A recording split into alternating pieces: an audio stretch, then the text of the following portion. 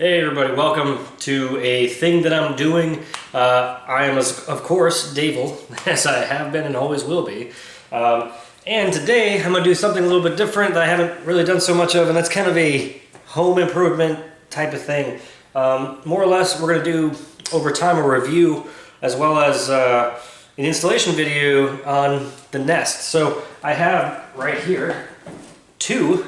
Well, this is one, but I had to buy two of these Nest thermostats, smart thermostats, because I have two AC units in my home. So I'll give you a little background on my situation. So, when I first moved in, I ended up buying these nice, about $200 a piece, these Honeywell Wi-Fi smart thermostats. And, they're good. They let me change the temperature when I'm away from home. But, over time, I get lazy. Honestly, I don't always feel like dealing with turning down the thermostat on my way out or when I'm driving away or when I'm at work. Plus, with the way my schedule works, the way my wife's schedule works, sometimes, things change. It'd be nice to be able to just say, hey, I'm out of the house. Why don't you take care of it for me, thermostat? And that's kind of what the Nest does. In fact, that's exactly what it does. So you can set this in a couple different ways from what I understand, so that it goes off of either motion sensing. So if nobody walks by it in a period of time, it'll turn off. Or if you're not in the house, it will turn off then as well. So I'm gonna try a couple different modes and we'll see how it works out for us. It'll be interesting because we also have dogs and a baby, and children. So it'll be kind of interesting and neat to see how this actually works for us. But we'll get started with the installation, and first off, we'll just go over a few of the things that you're going to need to install this. So the round style of this thermostat is obviously different than the rectangle, squarish shape that you'll typically find in most homes. So with my old thermostats, obviously rectangle, I don't remember how big the hole is, but if the hole is, a decent sized hole, there's a good chance that we will have to, in fact, spackle over that and retexture it, paint it, that kind of thing. The manufacturer does make a base plate that is rectangle shape, and you can put the Nest on top of that, and it will cover up without you having to do anything. But it's white or whatever color they happen to give you, and I'm not a big fan of that. So, granted, you could paint it, but I don't like the look of it. So what I would think is the best thing to do, honestly, is to cover the hole with some spackle or patch, whatever you need to do. And if I need to do that, I'll show that. It's very easy to do. If I don't need to do it down here and need to do it upstairs, I'll show you upstairs. But we'll get to that when I take that off. So the first step, usually when you're doing projects like this, is gather up all your tools. So some basic things you're going to need, I'm not going to say, are going to be some spackle. I've got a huge amount of it because I've got dogs that like to chew holes in my wall. And concurrently, I have some of this orange peel wall texture spray. It's very simple stuff you can get at most home improvement stores. It's very easy to use. Basically, you shake the can up, you set the texture however you want it, give it like a test spray on a piece of paper, cardboard or something, and then the way you like it, and if you like how it's coming out, then just do it on the wall real quick and it dries. I like to use oil-based, because it takes them, usually less than 5 minutes to dry, and you can go right to painting it, and then you're done.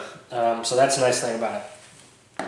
And then two other things you're going to need, obviously, a screwdriver is something that you will typically always need for any project. So it's good to have a screwdriver, Phillips head, flat tip. I like these little combination dealies because got everything in one, which is nice. And then the last thing, you'll probably need a set of jeweler screwdrivers. So pick up a set of these. These are something that I also find indispensable around the house, having a couple of jeweler screwdrivers. And those are going to be to take off some of the wire terminals. So, typically, before you get started with these projects, you're going to want to turn off power. I don't feel the need to turn off power because I don't think there's voltage sufficient here to hurt me or to cause me any major pain or problems. So, I'm not going to turn off power, but I would recommend that you turn off power, particularly if your unit has a shut-off switch or a maintenance switch or something on it. It usually looks like a little light switch with a conduit power box on it, something like that. Go ahead and turn that off, and also turn off the breakers. I don't know, I can't give you the advice on how everything always works. Sometimes I believe the power from mine come from the air handlers, which are not the ones that power the AC units. So depending on how your panel is labeled, it may say AC, and it might mean the handler, or it might mean the outside, the outside fan condenser unit out there, compressor unit out there. I don't know. So turn off both. Be safe. But me, I don't feel the need to do it, so I'm not gonna. So I'm gonna go ahead and move the camera in closer and give us a better idea or a better view of what's gonna be happening here. And there is my current thermostat. See, I've got that set to 72 degrees, and I think it's actually mirrored right now, so it's gonna look back asswards, but whatever. So first step here is basically you can just take your old unit. Usually they just pull right off like that, and then you're gonna have a series of switches. So, or a series of wires, and this is a pretty important place to pause. I'm not gonna take a picture because I've got the camera here, and if I forget, I'll just refer to the camera. But you know, these days it's very easy. Take out your old cell phone, trusty cell phone, use your camera on that. You know, your 120 million megapixel camera, right? Use that and figure out where your wires are. Typically in these setups, you know, wires should go where you think they're going to go. You know, your red will go to the R. Your B, your blue should go to a B. I don't have a B on this one, so it's going to a C. Actually, I do. I got a white W-O-B, but that's where the orange is currently going. The yellow is going to a Y. My green is going to G, and my white is going to W2. So these are important things to take note of, because depending on how your setup is, it may be right, maybe wrong. Or, you know, maybe the Nest is going to say something slightly different. So we'll take a look and we'll see what we got to do. So I guess the first step here is we're going to go ahead and unbox this a little bit. So I'll zoom back out. So let's take this out of the box. There's a nice little tab here. I'm going to pull that off. Pull. And then I can open up the box itself. And inside the box, we'll find the thermostat itself. So got a nice little plastic cover over it. Don't care about that so much. They go through the hassle putting on this little sticker here to cover the motion sensor. That's cool. I'm not that interested in this piece right now because first I got to get the back plate out. So I want to take a look at the back plate and see how that is particularly lined up. And actually, interestingly enough, so I open this up, and behind the thermostat itself, it has this little folder with some instructions in it. It also has a couple screws. It's got a couple screws and actually a little tweaker screwdriver. So I guess you may not need the the old one. You may not need a screwdriver at all. Who knows? We'll see. So this is the back plate here. It comes with a little warning. I'm not going to be able to zoom in too much on that, but basically says turn off the power to the heating cooling system for installing. Yeah, so that's a good suggestion. Recommend you follow it. Alrighty, anyway. So I'm going to go ahead and start trying to figure out how this is going to go.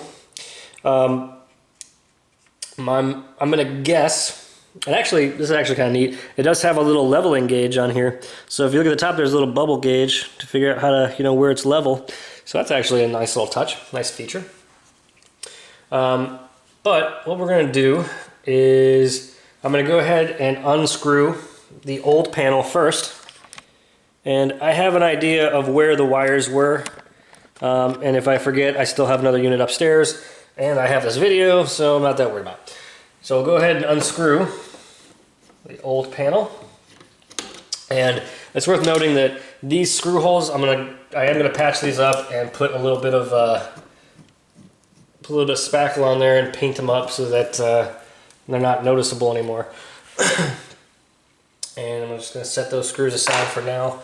I'm gonna go ahead and use this included little.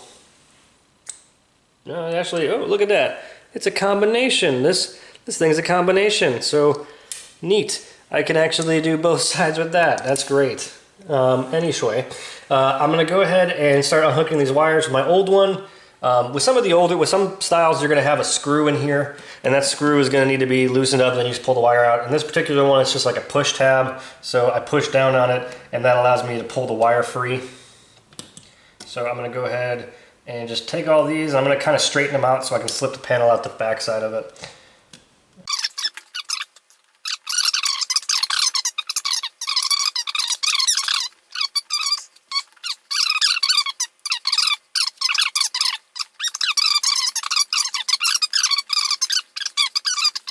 With the whole panel, there we go. All right, so got my old base plate off. Now I've got my bundle of wires here, and you can see that doesn't look all that great. It is actually fairly textured, and my wall has like a just a nice imperfection that the builder's left in there. I might actually go ahead and smooth that out while I'm doing this. But and that's an easy fix. Just basically spackle it real quick to, you know, let it smooth over. But we'll go ahead and I'm gonna kind of fan these wires out. Not really fan them out, but sort of more or less. I'm just gonna get them straightened out, easier to, you know, see them.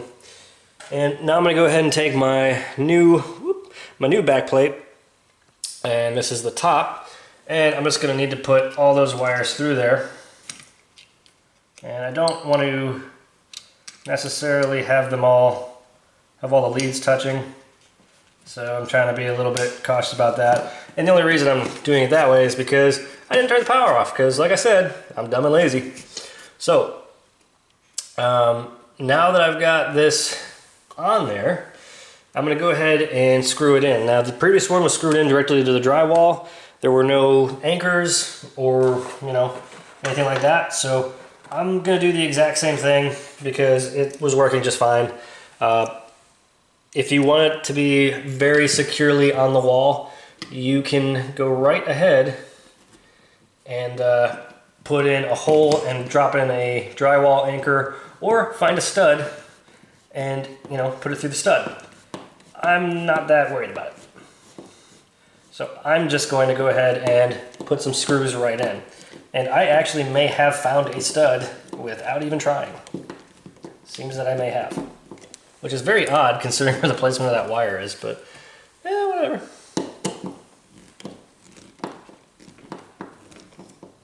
Because that's definitely got some resistance. Alrighty, so now that I got that bottom screw in, I'm actually going to go ahead and make sure that's lined up on the leveling gauge on there. That makes things real easy. That's self-leveling gauge. It's not really self-leveling, but say the built-in leveling gauge. Just going to make sure that's on the right spot. And then I'll go ahead and start drilling my screw in. Now it doesn't take a whole lot to go through drywall, as it turns out. It takes very little effort to get through there, especially when you're using a screw with a pointy tip.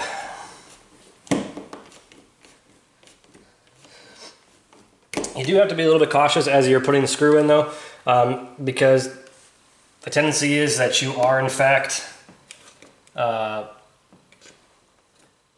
you know, twisting the screw, which is going to cause it to kind of push the meter in one direction. So make sure that as you're getting it tightened down, that you are able to hold it in place so it's not going to go anywhere. This looks like it's all good. All right, so next thing is setting up the wires. Now you'll notice I don't have an R, just a plain old R. And if you look at the way mine was going, it has a jumper that goes from R to RC. So to me, that tells me that R and RC are the same on here. So I'm just going to put it into RC as opposed to RH. So we're going to go ahead, and the way this one works, you basically push down on this little outside tab here and slide the wire in.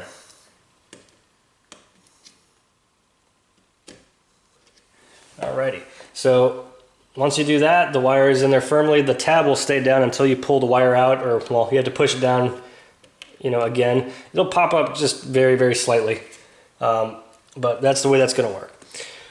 And then I'm going to go ahead and continue wiring up the rest of these.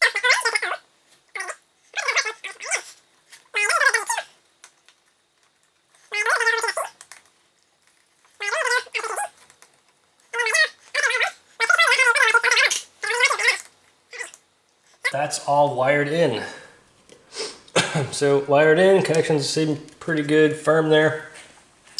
And I'm actually going to do a little bit of spackle here to fix this imperfection in the wall. So we'll actually show you how to do that as well. And I'm going to do that before I put the front on.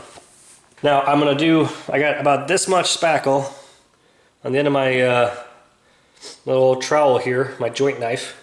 And I'm going to take this, and I'm actually just going to put it right on top of that hole. And just that big like splotch there. And I'm gonna try to keep it away from the thermostat a little bit, but I'm basically gonna come up and I'm just covering the hole first and foremost. And now for the rest of this imperfection, what I'm gonna do is I'm gonna make sure that enough of that goes on there. And really all I'm gonna do is put on a layer, and that layer, see if I can show you a little bit better how that is. So you can kind of see like right here where this ridge is, right? It's like, you know, shoddy work on the people that installed the drywall. That's pretty much all that is. They did a poor job mudding.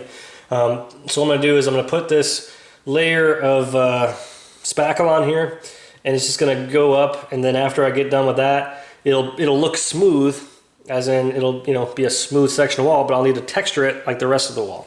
So to do that, I have to wait for it to dry, and then I will go ahead and spray my texture spray on there. But for now, we'll just do a quick fix of this. And I'm gonna put a nice layer beneath it and just kind of go up on it at first. And keep my joint knife here at about a 45-degree angle from the wall as I'm going up like this, right? And that makes me have a better surface. And now what I'm gonna do is I'm just gonna go across like that. Okay, just gonna go real quick across.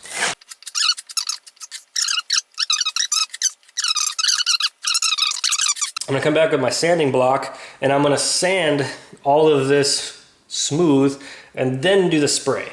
But I'm not gonna wait to, you know, finish putting on the last bit of the thermostat here. I'm just gonna go ahead and put that on. The base plate's in its location. All we gotta do is take the sticker off the front of this and go ahead and line this up.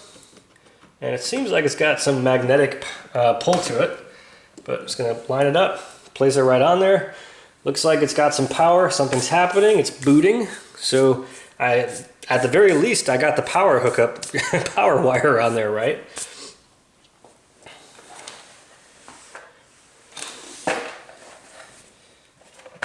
And we're just waiting for it to do something. See what else is in the box. Oh, so in the back of the box, while we're waiting, in the back of the box you got another little thing you can pull out. And this is the back plate that I mentioned. So this is the stainless steel model. They still give you this little chintzy, it's cheap plastic. It's nothing to write home about. I mean, it'll do the job of covering the wall, but I don't really like the look of this at all. I'd much rather would have it like this. And they also give you a metal plate, which I'm guessing is to give it a little bit more stability. Still, I'm not a big fan of either of these two things. And they give you, of course, the screws required for it. All right, so it looks like we're on the portion of the part where we're going to select our language. I have no idea how to use this. I've never touched it, but the way I feel like it clicks in a little bit when you push it in, so I'm thinking that's how you hit OK. Or it might be touchscreen. Looks like you gotta click it, so, or push it in. So I'm going to whoop. Oh, okay, and you turn it to change. So if you want to change options, you just spin the dial on the outside. I'm in English US, not as opposed to English UK, because I'm not in the UK. I'm not sure what the difference is, except for maybe it says blimey it's hot. But I'm gonna choose English US. And I'm gonna confirm my choice, yeah. And then I'm gonna do my internet connection. I'm gonna go ahead and connect, do all that stuff. So I am actually going to, move the camera for a second while I do this part, but it's probably fairly easy. And yeah, so hold on a second. All right, so I've gone ahead, it's connected to my network, it's checking for an update.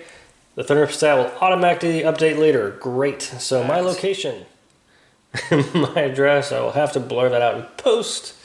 And so what is this? This is looks like multi-family because it's got 2 floors. Where is this one? It is downstairs. And heating and cooling. So are you a Nest Pro? I don't know what that means. I'm a homeowner. More fuel? I'm gonna say it's single fuel. Incorrect process settings will cause unexpected. Okay, continue. Skip that step. All right, so Y1 was yellow. Oh, so it's looking at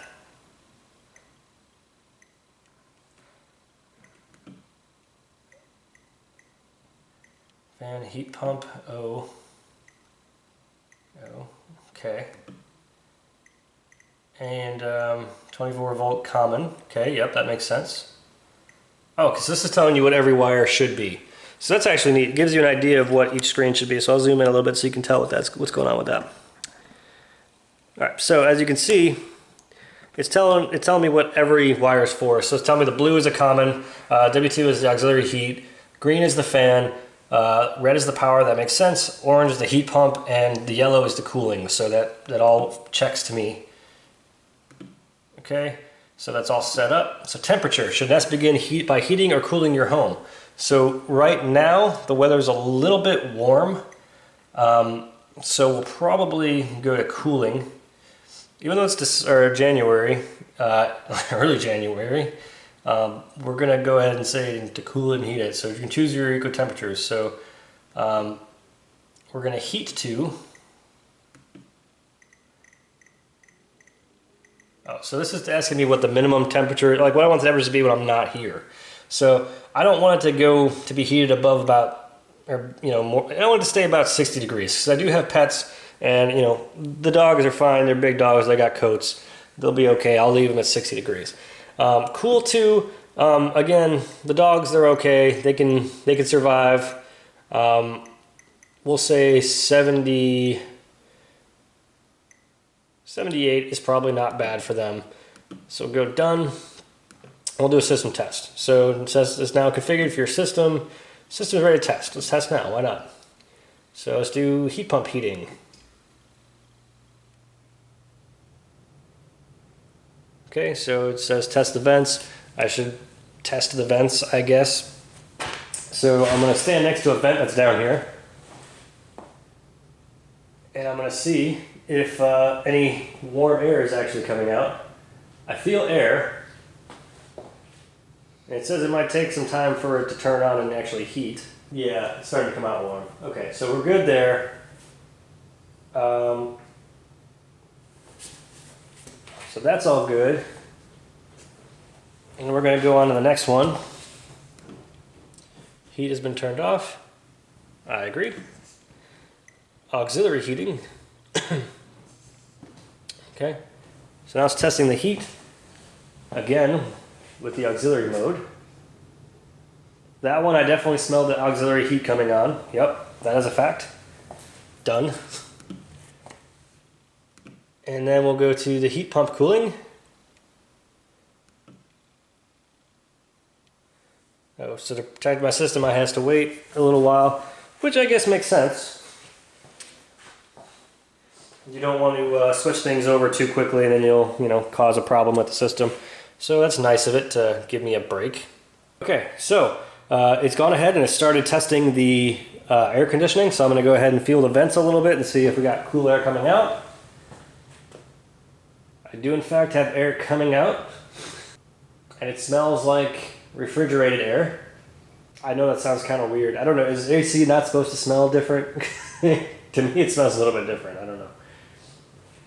Alright, so yep, that's definitely cool air that's coming out. So that's doing good. So we'll call that one good as well. That's been turned off, and now just the fan itself. So now it's just going to check the fan, and we'll see what the fan blows out on its own. And by the feel of the vent, I can tell that, yep, fan is blowing. And it's just normal. I mean, it's still a little bit cool from the air conditioner just being on, but it's blowing the fan, so that's fine. Or it's not blowing the fan is blowing. Anyway, so good, fan has been turned off. I agree. Done. Air adjustments help Nest learn your preferred temperature and schedule. Thermostat has temperature sensors need some time to calibrate automatically. Finish.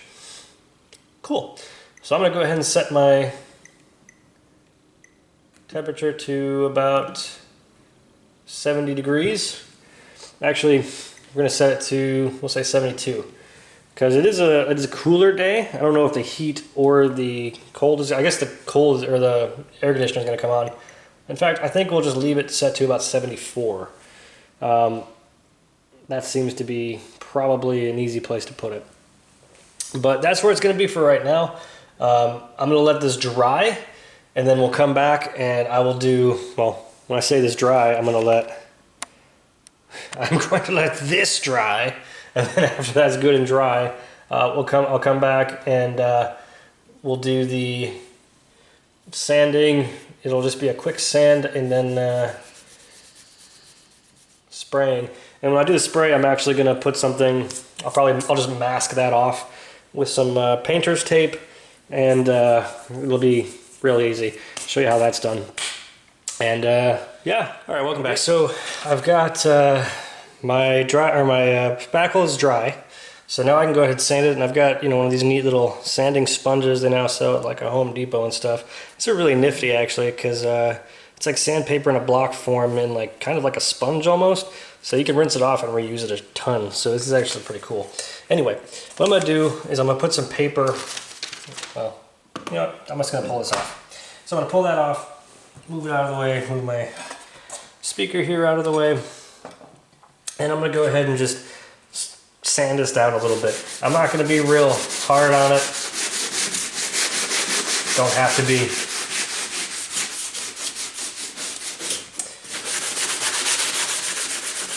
The whole purpose of this is just to get it smooth. I'll do it like Bob Ross, right? Do it like Bob Ross. Just a happy accident.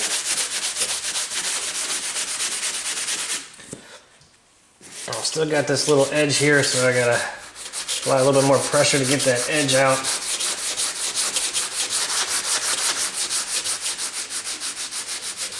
You can see how it changed colors though. That's how you know it's kind of dry.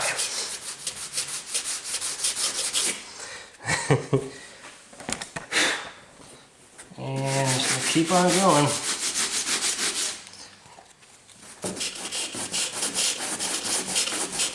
I'm gonna use my edge.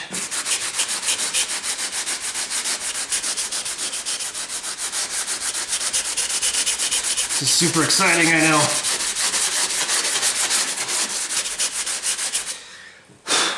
You also want to be a little bit cautious as you're going through. Make sure you don't get too much stuff in your, or too much.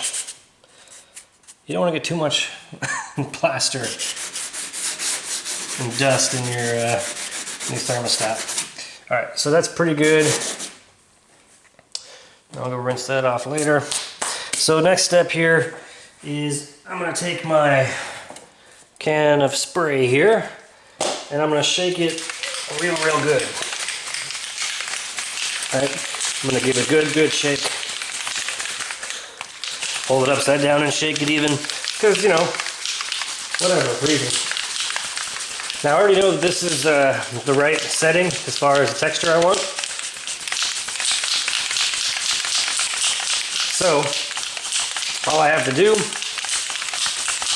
is make sure it's good and shaken. Blow some dust off some of the stuff here, my couch and junk, and I've got it set how I want. So I'm just gonna kind of wrap this around here so it's out of the way. And what I'm gonna do is gonna be real quick. It's gonna be a quick spray, and then I just do a quick like circle motion, and that's it. So there we go, that's one little bit there. And if you don't like how much you put on there, or if you don't, like, you can just wipe it off right away, or you can add more. Like, I kind of want a little bit more, so. There we go, like that. All right, and I'm gonna do the same thing along the whole side of this.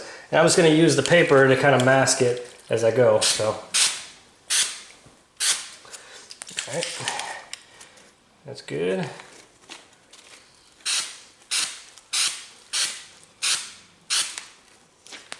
There we go. So Now the wall has the appropriate texture around it.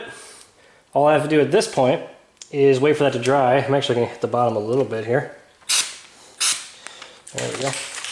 That's more like it. Maybe just a little bit more here. There we go. Okay, so now it's all textured up.